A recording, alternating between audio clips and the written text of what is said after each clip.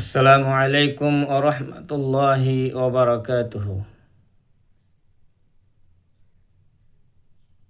আমি এখন আপনাদের সামনে তাজবিদের বিষয়ে একটি ছোট্ট কাওয়ায়েদ নিয়ে আলোচনা করার ইচ্ছা পোষণ করেছি।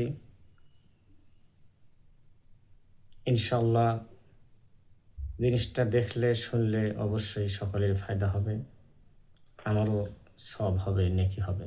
এই নিয়ত করে আমি এখন আপনার সামনে এসেছি। পূর্ণ কোরআনের মধ্যে গুনাহ তো ৬ প্রকারের গুনাহ আছে।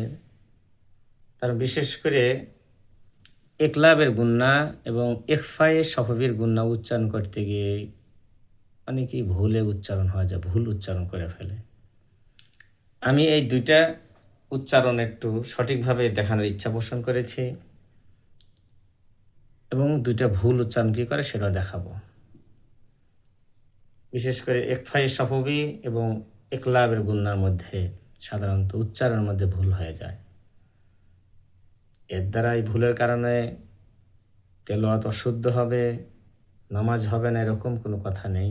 বাকি তাজবিদ অনুযায়ী যে উচ্চারণটা সেটা আমি সঠিকভাবে উচ্চারণ করার জন্য আমি চেষ্টা করে দেখাচ্ছি বা করছি। সহজ সূরা ফিলের থেকে আমি বলি। একটি শব্দ আছে ইখফায়ে শফবি,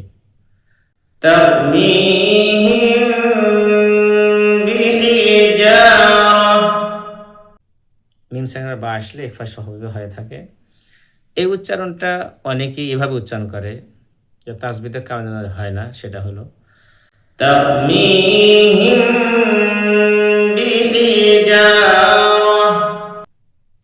কিন্তু আসলে উচ্চারণটা হবে দুইটা ঠোঁটের মাঝখানে শুকনা অংশ নরম করে মিলে আদায় করবে, যেটা আমাদের উস্তাদ আমাদের কিভাবে শিখিয়েছেন, দেখাইছেন। কতটুকু দেখাইতে পারি জানি না। সাধারণ একটা স্বাভাবিক একটা পৃষ্ঠা যাতে দুই ঠোঁটের মাঝখানে এতটুকু ফাঁকা থাকে।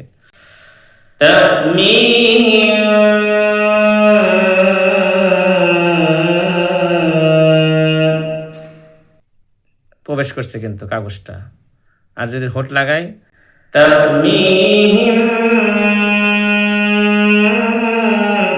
আবার দেখাচ্ছি সঠিকভাবে যেটা উচ্চারণ, এতটুকু ফাঁকা রাখতে হবে, সামান্য একটু চুল পরিমাণ।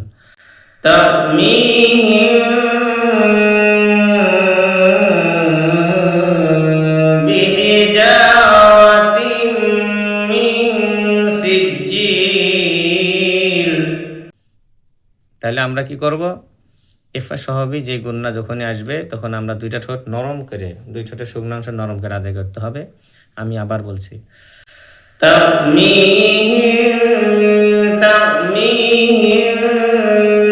হিম হবে না, বরং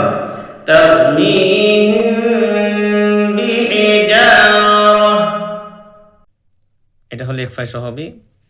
আর একটা ধরেন সহজ উচ্চারণ ইখলাবের গুন্নার মধ্যে উচ্চারণ যেরকম একটা আছে, যেটা যেটা তাজবিদের কাওয়াদ অনুযায়ী হয় না, সেটা এভাবে উচ্চারণ করে, মিম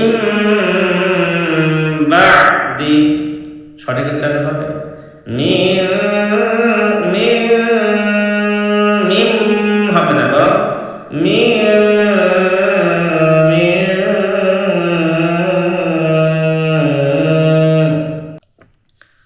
দেখেন, মিম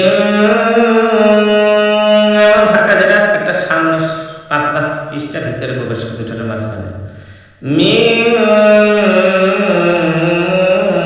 আর যদি হোঁট লাগায় তা মিম প্রবেশ করবে না। ইনশাল্লাহ আমরা সকলেই এই দুইটা উচ্চারণকে আমরা সঠিকভাবে উচ্চারণের চেষ্টা করব। আমি দুইটা উচ্চারণ আবার সঠিকভাবে উচ্চারণ দেখা দিচ্ছি।